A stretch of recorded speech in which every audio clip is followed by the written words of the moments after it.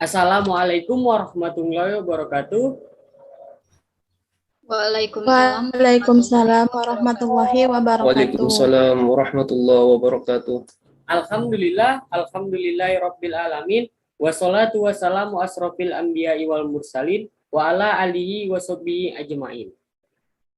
Pertama-tama yang kami hormati Bapak Abdul Aziz Batubara, SPD MPD, selaku dosen pengampu mata pelajaran Pancasila. Kami dari kelompok 2 ingin mempresentasikan hasil dari kinerja kami berupa presentasi mengenai topik Pancasila dalam konteks ketatanegaraan Republik Indonesia. Sebelum itu, adapun anggota dari kelompok 2 itu sendiri, yaitu saya, Ramadhani Aliksan, lalu ada Esa Surya Anggriani, dan Inneke Nugroho Hasibuan, serta Junius Lukman Wibowo.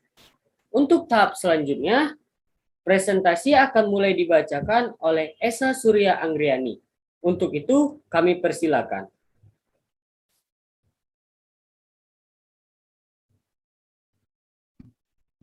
Pancasila sebagai pandangan hidup. Nilai-nilai Pancasila yang telah diwariskan kepada bangsa Indonesia merupakan sebuah puncak sosial budaya yang telah berkembang dan diyakini keberadaannya dan telah dianggap baik dan sudah dijadikan sebagai pandangan hidup dan sumber nilai bagi bangsa Indonesia. Pandangan hidup dan sumber nilai bagi bangsa Indonesia antara lain keyakinan adanya Tuhan Yang Maha Esa, asas kekeluargaan, asas musyawarah mufakat, keyakinan adanya Tuhan Yang Maha Esa, dan asas tenggang rasa dan tempo seliro. Jauh sebelum Indonesia merdeka, nilai-nilai tersebut telah melahirkan sikap-sikap yang mengutamakan persatuan, kesejahteraan, dan juga keharmonisan yang sudah ada sejak lama sebelum Indonesia merdeka. B. Pancasila sebagai dasar negara. Perwujudan nilai-nilai Pancasila sebagai dasar negara berbentuk peraturan undang-undang yang bersifat imperatif atau mengikat bagi penyelenggaraan negara, lembaga kenegaraan, lembaga kemasyarakatan, warga negara Indonesia dimanapun dia berada, dan juga penduduk di seluruh wilayah negara kesatuan Republik Indonesia. Dalam tinjauan yuridis konstitusi, Pancasila sebagai dasar negara berkedudukan sebagai norma objektif dan norma tertinggi dalam negara. Sebagai dasar negara, Pancasila memang tidak memiliki parameter dan ukuran yang jelas sehingga memberi peluang bagi siapa saja untuk menafsirkan sesuai dengan latar belakang pemikiran dan kepentingannya masing-masing. Penamaan Undang-Undang Dasar tahun 1945 yang telah diamandemen dengan menggunakan nama yang sama juga membingungkan masyarakat Indonesia, dan perubahan tersebut akan nampak bahwa 4 kali perubahan, tuntutan perubahan sistem politik dan kenegaraan dalam bentuk perubahan Undang-Undang Dasar 1945 adalah sebuah pesan yang sangat jelas disampaikan oleh gerakan reformasi yang dimulai sejak tahun 1998. Sistem ketatanegaraan Republik Indonesia berdasarkan Pancasila dan Undang-Undang Dasar tahun 1945. Undang-undang tersebut terdiri dari beberapa naskah. Naskah pertama yaitu pembukaan yang terdiri atas 4 alinea 1, 2, dan 3, dan 4. Batang tubuh yang kemudian naskah selanjutnya batang tubuh yang berisi pasal 1 sampai pasal 37, terdiri dari 16 bab, 3 peraturan peralihan, dan 2 ayat tambahan. Naskah yang ada dalam Undang-Undang Dasar selanjutnya yaitu penjelasan Undang-Undang Dasar tahun 1945 yang terbagi dalam penjelasan umum dan penjelasan pasal demi pasal. Undang-undang tersebut yang terdiri dari beberapa naskah, baik pembukaan Undang-Undang Dasar, batang tubuh, dan juga penjelasan Undang-Undang tahun 1945 merupakan satu kesatuan yang utuh, yang merupakan bagian yang tidak dapat dipisahkan oleh apapun. Kemudian selanjutnya, hubungan Undang-Undang Dasar dengan batang tubuh Undang-Undang Dasar. Sebelum kita membahas hubungan Undang-Undang Dasar dengan batang tubuh Undang-Undang Dasar, mungkin kita pernah mengetahui sistematika Undang-Undang Dasar tahun 1945 yang terdiri dari pembukaan, batang tubuh, dan juga penjelasan. Pembukaan Undang-Undang Dasar 1945 itu sendiri memiliki kedudukan yang lebih tinggi dibandingkan dengan batang tubuh karena terdapat dasar negara kita yaitu Pancasila, fungsi dan tujuan bangsa Indonesia, bentuk negara Indonesia yaitu Republik, kemudian fungsi dan tujuan bangsa Indonesia. Sedangkan batang tubuh bisa diubah atau diamandemen. Dalam sistem tata hukum Republik Indonesia, pembukaan Undang-Undang tahun 1945 memenuhi kedudukan sebagai pokok kaidah negara yang fundamental, yaitu karena dibuat oleh pendiri negara atau PPKI, pernyataan lahirnya sebagai bangsa yang mandiri dan juga memuat asas rohani atau Pancasila, asas politik negara atau Republik berkedaulatan rakyat, dan tujuan negara menjadi negara yang adil dan makmur. 4. Memuat ketentuan yang menetapkan adanya suatu undang-undang dasar. Sedangkan batang tubuh ini bisa dirubah asal syaratnya terpenuhi, yaitu diusulkannya lebih dari 2/3 anggota MPR, putusannya disetujui lebih dari 2/3 anggota yang hadir, kenyataan batang tubuh Undang-Undang tahun 45 sekarang sudah diamandemen 4 kali. Amandemen pertama terjadi pada tanggal 14 sampai 21 Oktober pada tahun 1999. Amandemen kedua terjadi pada tanggal 7 sampai 8 Agustus tahun 2000. Amandemen ketiga terjadi pada tanggal 1 sampai 9 November pada tahun 2001. Amandemen keempat terjadi pada tahun 2000. Terima kasih kepada Esa Surya Anggriani. Untuk pembaca selanjutnya yaitu Junius Lukman Wibowo. Untuk itu kami persilakan.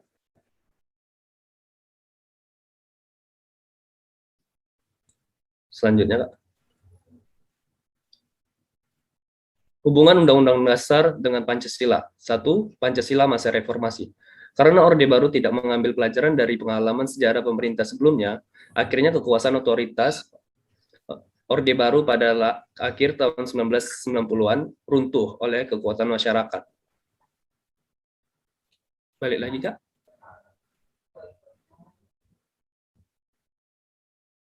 Kak Esa. Ya. Balik lagi. Keterusan. Ya, ini.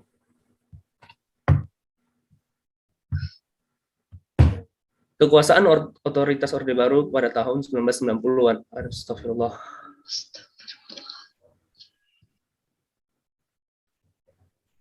Oke, udah.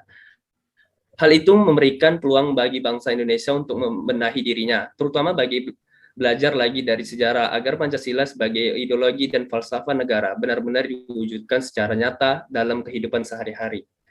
2. Membangkitkan Pancasila. Mengembangkan nilai-nilai Pancasila agar keragaman bangsa dapat dijabarkan sesuai dengan prinsip Bhinneka Tunggal Ika. Hubungan pembukaan Undang-Undang 1945 dengan proklamasi kemerdekaan.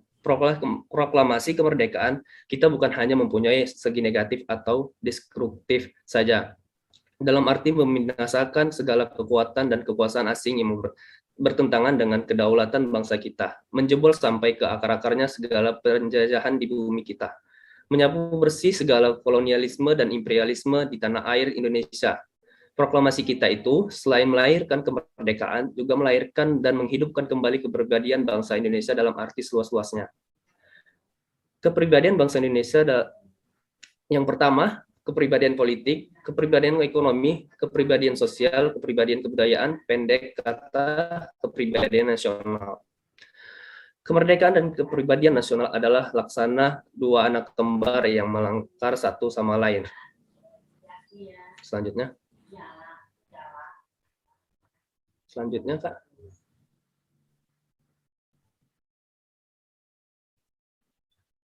Kita harus menyadari sangkut paut antara proklamasi dan pembukaan Undang-Undang Dasar saling menyatukan. Yang pertama, kemerdekaan untuk bersatu, untuk berdaulat. Kemerdekaan untuk adil dan makmur, kemerdekaan untuk memajukan kesejahteraan umum, kemerdekaan untuk mencerdaskan kehidupan bangsa, kemerdekaan untuk ketertiban dunia, kemerdekaan perdamaian abadi, kemerdekaan untuk keadilan sosial, kemerdekaan yang berkedaulatan rakyat, kemerdekaan yang berketuhanan yang Maha Esa, kemerdekaan yang berkemanusiaan yang adil dan beradab, kemerdekaan yang berdasarkan persatuan Indonesia, kemerdekaan yang berdasarkan kerakyatan yang dipimpin oleh hikmat kebijaksanaan dalam permusyawaratan dan perwakilan. C. Pembukaan Undang-Undang Dasar 1945 sebagai tata tertib hukum tertinggi. Kedudukan pembukaan Undang-Undang 1945 dalam kaitannya dengan tertib hukum Indonesia memiliki dua aspek yang sangat fundamental, yaitu pertama, memberikan faktor-faktor mutlak bagi terwujudnya tata tertib hukum Indonesia, dan kedua, memasukkan diri dalam tata tertib hukum Indonesia sebagai tertib hukum Indonesia sebagai hukum tertinggi. Selanjutnya, pembukaan Undang-Undang Dasar 1945. Memenuhi syarat-syarat tata tertib hukum Indonesia. Yang pertama, memenuhi syarat-syarat tata tertib hukum Indonesia, adanya kesatuan subjek, yaitu penguasa yang mengadakan peraturan hukum. Hal ini terpenuhi dengan adanya suatu pemerintah negara Republik Indonesia. Yang kedua, adanya kesatuan atas kerohanian yang merupakan suatu dasar dari keseluruhan peraturan-peraturan hukum yang merupakan sumber dari segala hukum. Yang ketiga, adanya kesatuan daerah di mana peraturan-peraturan hukum itu berlaku. Yang keempat, adanya kesatuan waktu di mana seluruh peraturan-peraturan hukum itu berlaku. Sekian. Terima kasih kepada Junius Lukman Wibowo. Untuk pembaca selanjutnya yaitu Inneke Nugroho Hasibuan. Untuk itu kami persilakan. Judul selanjutnya yaitu Pengertian isi pembukaan Undang-Undang 1945. Dalam alinea pertama, terkandung tentang nilai hak kodrat. Hak kodrat adalah hak yang merupakan karunia dari Tuhan Yang Maha Esa, yang melekat pada manusia sebagai makhluk individu dan makhluk sosial. Dalam pernyataan tersebut, ditegaskan bahwa kemerdekaan adalah hak segala bangsa, bukan hak individu saja, sebagaimana deklarasi negara liberal. Alinea kedua. Yang terkandung dalam alinea kedua yaitu bangsa Indonesia merealisasikan perjuangan dalam suatu cita-cita bangsa dan negara merdeka, bersatu, berdaulat, adil, dan makmur.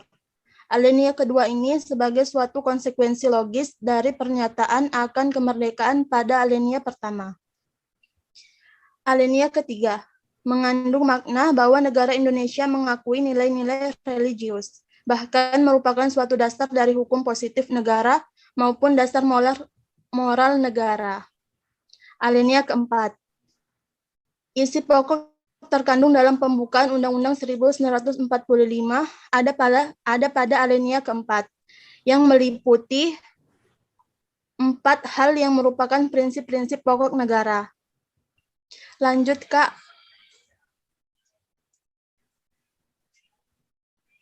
Pertama, tentang tujuan negara. Tujuan negara atau tujuan khusus terbagi menjadi 2, yaitu melindungi segenap bangsa dan seluruh tumpah darah Indonesia. Arti dalam melindungi segenap bangsa dan seluruh tumpah darah Indonesia adalah kita sebagai rakyat Indonesia harus melindungi negara kita, Indonesia seluruh jiwa dan raga kita. Kedua, memajukan kesejahteraan umum. Arti dari memajukan kesejahteraan umum yaitu bahwa negara mempunyai tujuan sekalian kewajiban untuk memajukan kesejahteraan umum dalam hal kesejahteraan rakyat, agar tidak terjadinya kemiskinan yang meluas dalam suatu negara. B. Tentang ketentuan diadakannya undang-undang negara.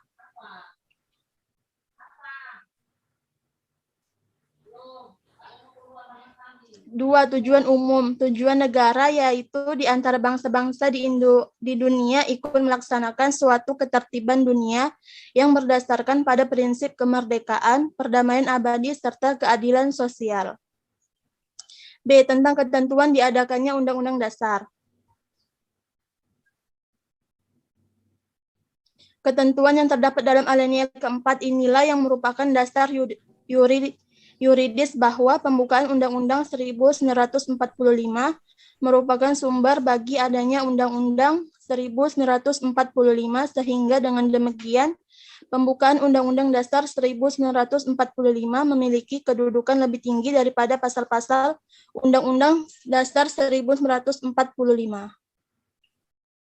C. Tentang bentuk negara. Bentuk negara Indonesia adalah republik yang berkedaulatan rakyat, dari negara, oleh, dan untuk rakyat. Dengan demikian, hal ini merupakan suatu norma dasar negara bahwa kekuasaan ada di tangan rakyat. Kedaulatan di tangan rakyat artinya Indonesia menganut sistem demokrasi dalam menjalankan pemerintahnya. Dalam negara demokrasi, kekuasaan tertinggi berada di tangan rakyat. Lanjut, Kak.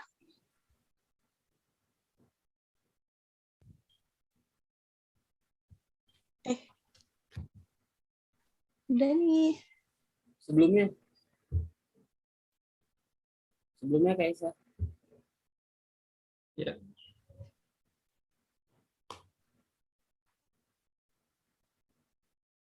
Ya, bisa dilanjut Kak Inneke.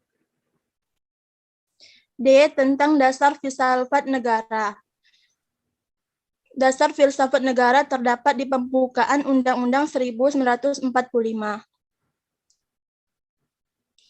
Adapun diciptakannya pembukaan Undang-Undang Dasar 1945 memiliki tujuan, yaitu tujuan pembukaan Undang-Undang Dasar 1945. Berdasarkan susunan pembukaan Undang-Undang Dasar, dapat dibedakan 4 macam tujuan, yaitu pada alinea pertama untuk mempertanggungjawabkan bahwa pernyataan kemerdekaan sudah selayaknya, karena berdasarkan atas hak kodrat yang bersifat mutlak. Pada alinea kedua, untuk menetapkan cita-cita bangsa Indonesia yang ingin dicapai dengan kemerdekaan. Alinea ketiga, untuk menegaskan bahwa proklamasi kemerdekaan menjadi permulaan dan dasar hidup kebangsaan dan kenegaraan bagi seluruh orang Indonesia yang luhur dan suci dalam lindungan Tuhan Yang Maha Esa. Terakhir, alinea keempat, untuk melaksanakan segala sesuatu itu dalam perwujudan dasar-dasar tertentu yang tercantum dalam alinea 4 pembukaan Undang-Undang Dasar 1945 sebagai ketentuan pedoman yang pegangannya yang tetap dan praktis. Sekian. Terima kasih kepada Kak Inneke Nugroho Hasibuan. Untuk tahap selanjutnya yaitu F. Susunan kekuasaan negara Republik Indonesia. Yang pertama yaitu pembagian kekuasaan. Yang kedua, kekuasaan di tangan rakyat. Yang ketiga, pembatasan kekuasaan. Selanjutnya, Kak Isa, kesimpulan. Ya, dari materi ini dapat kita ambil kesimpulan yaitu Pancasila merupakan suatu asas kerohanian yang dalam ilmu kenegaraan populer disebut sebagai falsafat negara. Nilai-nilai Pancasila yang terkandung dan diwariskan kepada bangsa Indonesia merupakan nilai sari dan pucuk Indonesia, merupakan nilai sari dan pucuk dari sosial budaya yang senantiasa melandasi tata kehidupan sehari-hari. Sebagai dasar negara, Pancasila mempunyai kekuatan mengikat secara hukum, sehingga semua peraturan hukum atau ketatanegaraan yang bertentangan dengan Pancasila harus disambut. Jadi, seandainya peraturan yang dibuat tidak berdasarkan dengan nilai-nilai Pancasila, maka harus dicabut. Dan dalam alinea keempat, pembukaan Undang-Undang 1945, termuat unsur-unsur yang menurut ilmu hukum diisyaratkan bagi adanya suatu tertib hukum di Indonesia, yaitu suatu keseluruhan peraturan-peraturan hukum. Pembukaan Undang-Undang 1945 memiliki hakikat kedudukan hukum yang kuat, bahkan secara yuridis tidak dapat diubah. Terlekat pada kelangsungan hidup negara dan juga kekuasaan negara menurut demokrasi sebagai terdapat di dalam Undang-Undang 1945 bahwa kekuasaan berada di tangan rakyat. Jadi, itulah kesimpulan yang dapat kita ambil dari materi Pancasila dalam konteks ketatanegaraan Republik Indonesia. Demikian beberapa hal yang bisa kami sampaikan kepada kesempatan hari ini. Kami mohon maaf yang sebesar-besarnya apabila ada tutur kata maupun tindakan yang kurang berkenan bagi Bapak. Dengan ini, saya selaku moderator presentasi hari ini saya tutup. Dan dengan pada Allah kami mohon ampun. Alhamdulillah wa syukurillah. Terima kasih atas perhatiannya. Wassalamualaikum warahmatullahi wabarakatuh. Waalaikumsalam warahmatullahi wabarakatuh. Waalaikumsalam warahmatullahi wabarakatuh. Waalaikumsalam.